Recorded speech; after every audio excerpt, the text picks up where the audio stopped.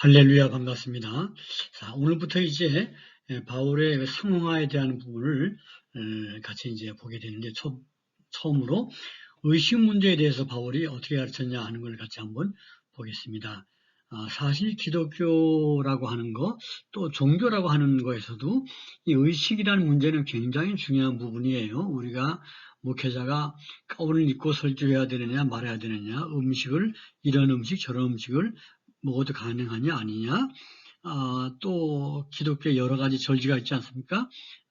성탄절, 부활절, 뭐 추수감사절 이런 절기 때 모든 것들은 이제 의식인데요. 성찬식 같은 것도 그렇고요. 굉장히 많습니다. 이런 부분에 대해서 바울의 모범에 대해서 한번 생각해 보는 시간 되기를 바랍니다.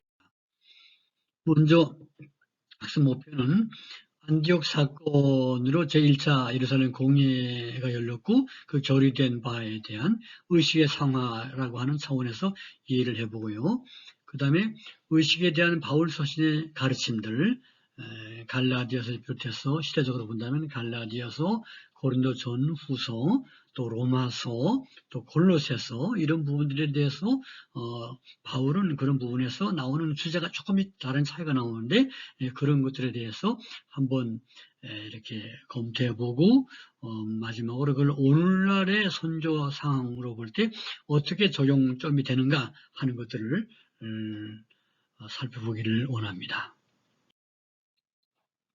자, 먼저 사도행전 15장에 나타나는 안디옥 교회 사건 문제의 원인과 그 처리에 대해서 이건 이제 처음으로 기독교가 이방으로 들어가면서 부딪히게 되는 사건이었습니다. 이방인 최초의 교회인 안디옥 교회에 유대의 예루살렘으로부터 온 할례다운, 이 사람들은 물론 예수 믿는 사람들이에요. 유대인으로서 예수 믿는 그런 분들이 이방 교회가 처음 탄생했을 때 방문을 했던 것입니다. 방문을 해보니까 이 사람들은 할례도 받지 않고 뭐 그들이 지켜왔던 수많은 여러 가지 그 율법 규례 같은 것들을 안 지키는 거예요. 그러니까 요구하는 겁니다.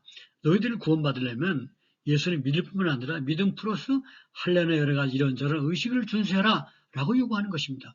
왜? 그들이 이제까지 지켜왔던 그들의 유대교적인 배경을 가지고 있던 그 기독교인들이 지켜왔던 의식들이었기 때문에 그래야 구원받는다라고 주장합니다. 이거에 대해서 바나바와 사울은 극렬 반대하죠. 오직 믿음으로만 구원받는다는 것을 주장했습니다. 한 가지 조금 넘어가기 전에 지적해 볼 것은, 생각해 볼 것은 사마리아 교회에는 왜 이런 문제가 없었을까? 사마리아 교회 아마 안디옥 교회가 발생지 그 무렵에 사마리아 교회가 빌립 집사에서 생겨났는데 전혀 이런 문제에 대한 말이 없습니다. 그 이유는 사마리아 교회는 사실 이방 교회가 아니라 어쩌면 같은 토라를 지키는 유대교와 비슷한 형태였고 다만 유대교인들이 굉장히 미워했을 따름이지 사실상 거의 유대교와 패턴이 비슷하기 때문에 그런 문제가 없었고 그 안디옥 교회는 최초 이방인 교회로서 예수를 믿다 보니까 그동안 유대인으로서 믿던 사람과는 전혀 출발점이 다르기 때문에 이런 갈등이 발생했습니다. 그로 인해서 그걸 해결하기 위해서 제1차 예루살렘 공회, 즉 사도회의가 개최가 됩니다. 그러니까 사도들뿐만 아니라 어떤 각 교회의 대표들이 함께 모여가지고 의논하는 것이었다고 봅니다. 여기에서는 베드로와 야고보의 주장을 받아들이면서 이제 결론을 맺게 되죠. 우상의 더러운 것과 음행과 목매어 죽인 것과 피를 멀리하라. 이 정도만 지키면은 굳이 할례 같은 거 어려운 율법 준수 안 해도 괜찮다라고 이렇게 결정을 내립니다. 이 네 가지는 다 율법 준수의 기본적인 것들이었습니다. 예루살렘 공예의 결의의 의미를 잠시 생각하면 당시에 에페푸르스는 말하기를 베드로에게는 유대인 사도권을 부여하고 바나바와 사울의 이방 사도권을 인정하는 것으로 맞춰졌다 이렇게 말하고 있습니다. 그래서 유대인 크리스찬과 이방인 크리스찬의 어떤 범주에서 대표성을 인정하는 결과를 가져왔다라는 것이고요. 그걸 넘어서는 어떤 그 내적인 그 의미를 따져본다면 예수를 믿는 이방 유대인과 예수를 믿는 이방인과의 교제와 하나됨을 가져오는 결과였다. 예. 이 갈등을 이제 봉합함으로써 우리 그동안 예수 믿는 유대인들과 예수 믿는 이방인들이 앞으로는 이제 하나가 돼서 같이 예배드리고 같이 교제할 수 있게 됐다라는 것을 의미합니다. 이후에 로마 세계의 기독교 공동체는 유대인과 이방인이 함께 모여서 성찬식도 하고 예배를 같이 하게 됩니다. 로마 교회나 에베소 교회, 우리가 로마서라든지 에베소서 같은 데 보면 계속해서 바울이 한 성령 안에서 아버지께 나간다라든지 유대인이나 이방인이나 다 율법 아래 있고 죄 아래에 있다라든지 이런 말을 하는 걸 볼 때 로마 교회나 에베소 교회 모든 바울 공동체 또는 그 당시의 초대 교회들이 따로따로 유대인 기독교인, 이방인 기독교인 이렇게 따로따로 모이지 않고 같이 모였던 것을 보게 됩니다. 그것은 바로 예루살렘 공회에서 이런 결정을 했기 때문에 이렇게 가능했다라고 볼 수가 있습니다. 할례라고 하는 어려운 의식을 제거하게 되는데 바울이 평생을 유대인들에게 돌로 만들 위기를 경험하면서 정말 목숨 걸고 지켜낸 것입니다. 예. 그래서 예수를 믿음으로 구원받고 굳이 할례 받지 않아도 된다고 하는 할례의 의식을 제거함으로써 이방 선조의 문을 활짝 여는 계기가 되었다라고 볼 수 있게 되고 이 사실은 굉장히 기독교가 세계 종교화되는데 아주 중요한 그 해결을 했다라는 점에서 우리는 모두가 다 사실 바울로부터 큰 빚을 졌다고 볼 수가 있습니다. 이후에 유대교는 그 당시에까지는 다수종교였지만은 주후 70년 이후에는 거의 유대교는 힘을 쓰지 못하고 소수종교로 전락하게 되고 그 대신에 유대 종교 안에 머물러 있고 로마에서 그 당시 기독교는 유대교의 한 일부로 이해를 했었는데요. 그 기독교가 오히려 유대교를 넘어서서 세계 종교화 이렇게 되게 됐다. 그런 계기가 마련된 것이 바로 예루살렘 공회 교리였다라고 하는 것입니다.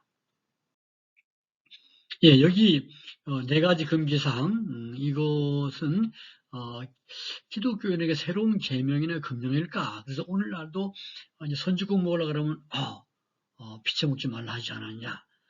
또 개고기 먹으려 그러면 목미어 죽은 거 먹지 말라 하느냐? 이런 브레이크를 걸고 그 때문에 마음이 찜찜한 분들도 계셔요.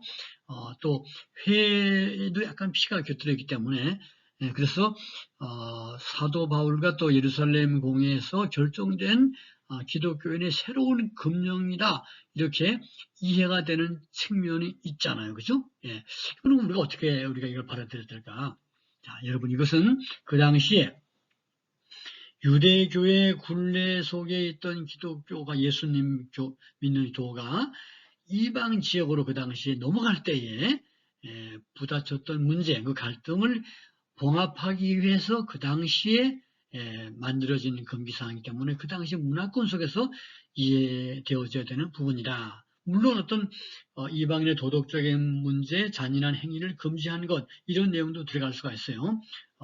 또 그 당시에 이 네 가지 금기사항이 다 우상 숭배와 관련된 이방인들이 그 당시에 그 우상 숭배와 관련돼서 이런 것들을 했다고 그럽니다. 아무튼 간에 그렇게 오늘날에 이제 우리들도 부도덕한 거, 잔인한 거 하면 안 된다. 이렇게는 적용할 수 있겠지만 아무튼 이 네 가지 금기사항, 우상의 더러운 것, 특별히 이제 그 중에서는 뭐 목매어 죽인 것이라든지 피 이런 거, 이런 부분들은 상당히 어떤 그 당시의 어떤 문화적인 배경 속에서 이해될 부분이다. 그래서 선지국 먹어서도 됩니다. 개고기 먹어도 됩니다. 회 맛있게 드십시오. 할렐루야. 그래서 오늘의 그 당시 부분들을 오늘에 어떻게 적용할까를 잘 지혜롭게 생각해야 될 줄로 압니다. 굳이 어떤 계명처럼 금령처럼 지금도 받아들일 필요는 없다 이렇게 생각을 합니다. 그러나 음행이라고 하는 문제, 우상숭배라고 하는 문제는 십계명에 기본적으로 나와 있기 때문이고 그 나머지 부분은 십계명 차원은 아니다라고 우리가 볼 수가 있겠습니다. 자, 이제 의식에 대한 바울 서신, 바울 서신에서 그러면 금방은 사도행전 15장의 문제를 다루고요. 예루살렘 공의 문제가 아니라 바울 서신 전체에서 의식에 대해서 바울은 어떤 입장을 취했는가 하는 것들을 몇 가지를 가지고 한번 생각해 보겠습니다. 먼저 갈라디아서에 나오는 문제, 제일 먼저 이제 바울의 선교 여행에서 먼저 세워진 교회죠, 그죠? 남갈라디아 지역, 예, 루스트라, 또 더베, 뭐 그런 쪽이죠. 예, 거기에서 문제가 의식 문제, 즉 할례를 포함한 여러 가지 그 유대인들이 지켰던 그 준수했던 의식들을 너희들로 지키라고 하는 그 할례당들의 요구를 안디옥 교회와 마찬가지로 이렇게 요구를 막 했을 때 그로 인해서 뭐 흔들리는 갈라디아 지역의 교회들을 향해서 바울이 강하게 가르친 것입니다. 여기서 말하는 것은 뭡니까? 의식적인 이런 율법들은 예수 그리스도께로 인도하는 몽학 선생, 그러니까 그 당시 양반집 자제들이 어릴 때 소위 뭐 유치원이나 학교 갈 때 그 학교 가는 길을 인도하는 선생님을 몽학 선생이라고 그랬고요. 그 학교 딱 가면 이제 진짜 가르치는 선생님 있잖아요, 그죠? 그러니까 예수님이 진짜 교사고 율법은 예수님께로 인도하는, 예수님까지만 인도하는 몽학 선생이니까 이제 그림자의 율법을 더 이상 추구하지 말고 예수님을 붙잡으라 라는 가르침을 펼쳤습니다. 그리고 너희들이 구원받는 것도 예수님 믿음으로 구원받고 믿는 것도 그 성령을 받는 것도 믿음으로 성령을 받았다 이렇게 가르쳤습니다. 할례가와 같은 육신의 모양을 내려하지 말고 오직 성령을 따라 살라. 그래서 그 성령의 열매, 또 육신의 열매 이런 것들을 대조하면서 육신의 열매를 그 제거하기 위해서 할례 받는다고 해서 해결되는 문제가 아니다. 그리고 성령의 충만함을 받아서 성령의 열매를 맺고 성령을 따라 살라 이렇게 가르쳤습니다. 이 유대 할례당의 문제는 그 후에 쭉 계속해서 아마 1세기 한 780년대 바울이 임종할 때까지 계속해서 초대교회에 부딪혔던 문제라고 합니다. 유대 크리스찬들이 있는 지역에서 항상 부딪혔던 문제고 로마서 2장에서도 강력하게 바울은 반대하면서 표면적 유대인이 아니요 표면적 할례가 아니라 오직 이면적 유대인이 유대인이며 할례는 마음에 할지니 마음에 할지니 영에 있고 율법 조문에 있지 아니한 것이다 라고 갈파했습니다. 그 다음번 문제는요, 고린도전서 8장과 10장에 나오는 문제인데 우상에게 바친 제물을 먹을 수 있느냐, 그리스도인은 먹으면 안 되느냐라는 문제에 대한 혼란을 정리해 준 것입니다. 기독교가 이방 지역으로 들어갈 때 이방 풍속에 대해서 어떤 갈등이 생기죠. 그런 문제를 상황화했다고 볼 수가 있습니다. 그 당시에 그리스 로마 지역의 모든 도시 문화에 벌어지는 일인데요. 그 당시에 신중심 사회였기 때문에 모든 육류는 일단은 고기를 잡으면 양이든 소든 염소를 잡으면은 먼저 제우스 신에게 주피터 신에게 또는 뭐 로마 황제 신에게 바칠 수 있겠죠. 그렇게 아침에 예물을 제단에 바치고 나서 그리고 이제 시장에 내다 판 거예요. 그러니까 육고기를 먹으려고 그러면 당연히 우상 제물을 먹을 수밖에 없는 겁니다. 그럴 때에 그 도시에 사는 그리스도인들이 우상의 제물인 줄 알지만 꺼림칙하게 여기면서 먹음으로써 마음의 양심에 가책받는 그런 사람들이 있었고 어떤 사람들은 뭐 주피터 신? 나 인정하지 않아. 하나님만 참 신이야 라고 말하면서 우상의 제물도 이건 그러니까 문제없어 라고 하던 높은 신앙 지식을 가지고 먹는 사람도 있었는데 이것이 바람직하죠. 그렇지만 그런 신앙 지식이 없는 분들도 많이 있었단 말입니다. 그럴 때 신앙 지식이 있는 사람이 곁에 자기 때문에 시험 드는 사람이 있다면 평생 나는 고기를 먹지 않겠다라고 바울이 말하면서 그래서 다른 사람의 신앙 양심, 다른 사람들의 유익을 감안하면서 생활해야 된다라고 해서 더 건덕 차원에서 이 부분을 결론 짓고 있습니다.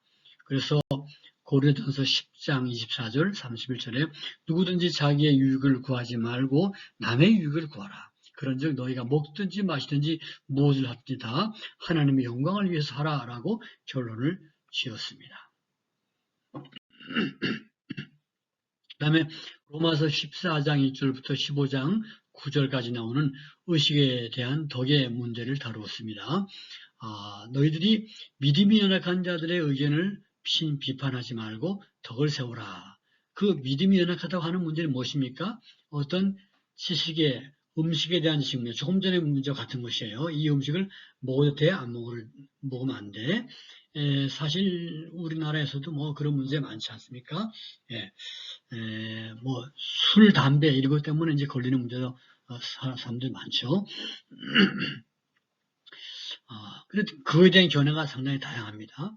또 날에 대한 지식, 이건 이제 앞부분은 그 당시 고기 제사 음식 먹는 문제와 결부가 되는 거고, 뒷부분의 문제는 유대교에서 넘어온 문제인데요. 안식일이라든지 월삭, 그 새 달이 시작되는 것이죠, 날이죠. 이런 월삭이라든지 어떤 그 유대교의 그 명절들, 유월절, 오순절, 초막절 이런 것들을 일반적으로 유대인들이 다 지키는데 우리 그리스도인들이 이거 지켜야만 될까? 안 지켜도 될까? 이런 문제. 요즘 뭐 최근에 또 유대교의 그런 풍습을 지키는 목사님들 많이 계시더라고요. 그래서 이런 부분을 다루면서 결론이 뭐냐? 하나님의 나라는 먹는 것이나 마시는 것이 아니다. 그런 부분이 아니고 오직 성령 안에서 의와 평화가 희락이라. 그래서 성령에 충만한 삶을 사는 게 중요하고 음식을 먹느냐 먹지 않냐를 가지고 너무 정죄가 판단할 문제가 아니다. 그렇게 말하면서 다른 사람과의 관계성 속에서 덕을 지키는 것이 중요하다라고 바울은 결론을 지었습니다. 그 다음에 골로새서 2장 바울이 로마 감옥에서 썼던 편지죠. 지금 제가 쭉 이렇게 연대기 순으로 다루어졌던 문제들을 지금 언급하고 있는 것입니다. 골로새 2장에서 율법주의와 영지주의에 대한 문제를 경계하고 있습니다. 그러면서 오직 예수님을 바라보는 신앙을 강조하셨다 봅니다. 율법주의에 대한 문제를 다루었습니다. 그래서 2장 8절에 철학과 헛된 속임수 너희들을 그것으로 꾀이지 못하도록 하라. 그리고 사람의 전통과 세상의 초등학문을 이런 것들은 따르는 것이고 그리스도를 따름이 아니다 라고 말했습니다. 2장 16절에 먹고 마시는 것과 절기와 초하루나 안식일을 이유로 누구든지 너희를 비판하지 못하게 하라. 이것들은 장래일의 그림자이나 몸은 그리스도의 것이니라. 그러면서 이 유대 율법주의자들의 그 율법 문제, 이런 먹는 거, 마시는 거, 절기, 초하루, 구약 성경에도 그 레위기에서 보면 이제 먹는 문제, 먹어서 안 되는 짐승들 많이 하고 있지 않습니까? 이런 걸 전부 다 뭡니까? 다 예수님의 그림자요, 예수님의 그 깨로 인도하는 몽학 선생이었다 하는 것이에요. 절기, 초하루, 안식일 마찬가지입니다. 그래서 장래일은 그리스도를 말합니다. 그리스도 오실 주님을 예비하면서 그 그림자이고 실제 몸은 그리스도다라고 하면서 예수 그리스도, 머리가 되신 예수 그리스도를 붙잡도록 하라고 말씀을 전했습니다. 2장 18절에 꾸미는 겸손과 천사 숭배를 이유로 너희를 정죄하지 못하게 하라. 이런 것들은 사회적 숭배와 겸손과 몸을 괴롭게 하는 데는 지혜 있는 모양이나 오직 육체에 따르는 것을 금하는 데는 조금도 유익이 없느니라. 이 말씀은 영지주의 이단에 대한 경계의 가르침입니다. 겸손, 꾸미는 겸손, 그리고 천사 숭배 이런 것들 마찬가지입니다. 그래서 그 숭배하기 때문에 스스로가 몸을 제로피하고 금욕을 하고 자기 몸을 채찍으로 때리거나 금식을 하고 이렇게 하면서 억지로 영적 세계에서 더 어떤 가까이 나가려고 하는 그런 태도가 있었습니다. 영지주의는 주 1세기경에 유대의 시몬 마구스, 시몬 박사라고 말할 수 있죠. 시몬 마구스에 의해서 발생했는데 악한 육체 속에 영이 거한다라고 하는 이원론적 입장을 주장인데 헬레니즘 철학을 만나면서 많은 분파로 발전되게 됩니다. 아마 이 시몬 마구스도 헬라 철학적인 것들을 알고 이렇게 유대교의 진리를 좀 헬라 철학화 한 것이라고 봅니다. 거기서 나온 것이 이제 여러 가지 분파 가운데 하나가 가현설인데요. 굉장히 초대교회 때 강력한 영향을 끼쳤던 학설입니다. 가현이라고 하는 뭡니까? 실제가 아니고 그냥 꾸며서 거짓으로 어떤 눈에 보이게끔 나타난 것이다.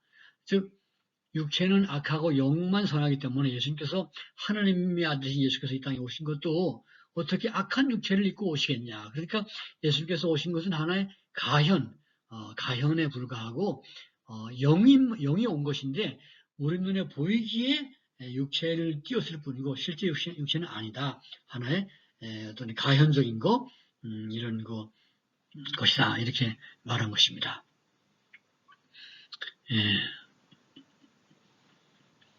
또 니골라당 이단도 역시 영지주의 그룹 중에 하나인데 초대교회 7 집사 가운데 한 사람이 니골라였죠. 그 사람이 만든 것이라고 합니다.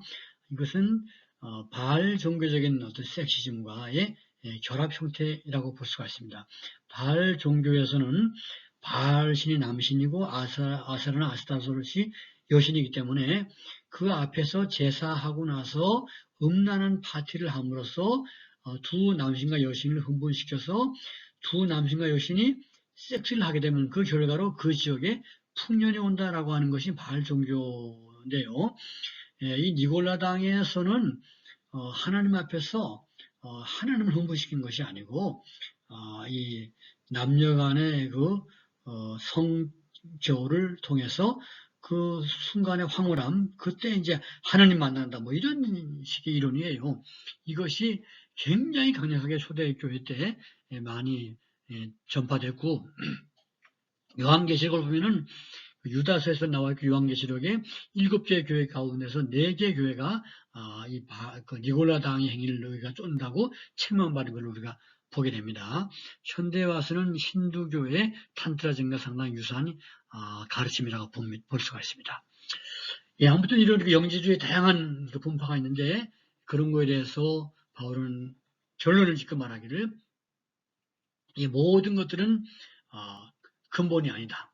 그러므로 너희가 그리스도 함께 살리심을 받았으면 위의 것을 찾으라. 거기는 그리스도께서 하나님 우편에 앉아 계시냐. 그리스도를 붙잡고 그리스도를 섬기도록 하라고 하면서 잡다한 이런 것에 유혹받지 말 것을 가르쳤습니다.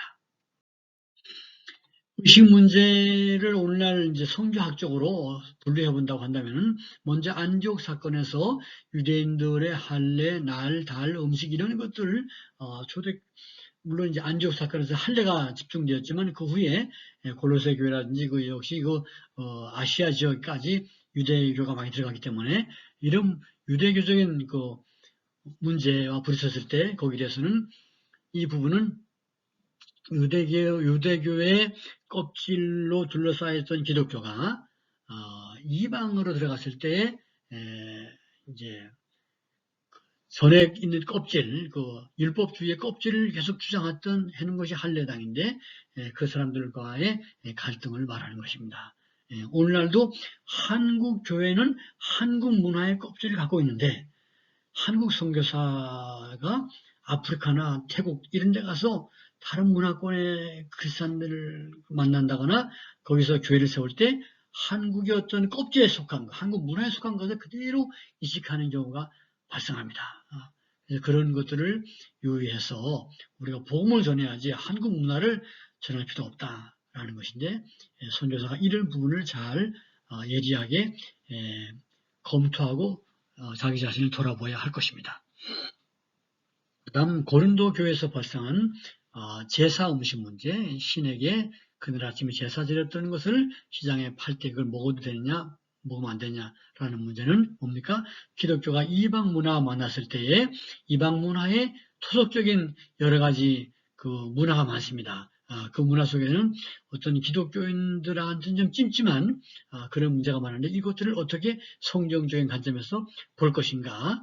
바울은 그런 의식에 대해서 어떤 덕이라고 하는 차원에서 제시한 것을 볼 수가 있습니다. 그 다음 골로새 교회의 어떤 영지주의 문제, 아까 율법주의 문제 했으니까 골로새 교회에 나왔던 율법주의는 일본 사항에 해당되는 것이고요. 영지주의 문제는 기독교가 이단을 만났을 때 혼란을 수습한 예라고 볼 수가 있습니다. 오늘날 한국교회적인 상황에서 또 선교주의 상황에서 우리는 새로운 가치관과 접할 때가 있습니다. 새로운 가치관, 어떤 새로운 의식, 그 지역의 의식 이런 걸 접할 때 어떻게 대응해야 될까? 바울의 가르침을 잘 오늘날 적용하면서 검토해 본다면 해답이 나올 부분이 많다라는 생각을 합니다. 정리하겠습니다. 안디옥 교회와 남갈라디아 지역에서 발생한 할례 문제로 인한 혼란에 대해서 예루살렘 교회의 공회가 결정하죠. 4가지 금지를 지킴으로써 유대인과 이방인의 화합을 이루고 이건 유대인 그리스도인과 이방 그리스도인의 화합을 이루고 이방 세계로 기독교가 선조할 준비를 마련하게 됐다고 하는 굉장히 중요한 의미가 있습니다. 그 다음 바울 교회들에 일어난 의식 문제에 대해서 바울 서신에서 어떻게 제시했는가? 유대 의식들은 그리스도가 오시기 전까지의 몽학 선생이다. 그러므로 할례라든지 여러 가지 유대 전통적 의식을 굳이 지킬 필요가 없고 참된 실제이신 예수를 바라보자. 이렇게 말한 것이고 유럽 사회의 제사 음식 문제는 지식보다도 덕이 더 중요하다. 영지주의 이단의 그 고의적 겸손, 섬사 숭배, 금욕 이런 것들은 헛되며 오직 머리가 되시는 주 예수 그리스도를 붙잡고 성령을 따라서 살라라고 결론을 지었습니다. 네, 오늘 우리의 오늘의 문제에 좋은 지침이 되기를 바랍니다.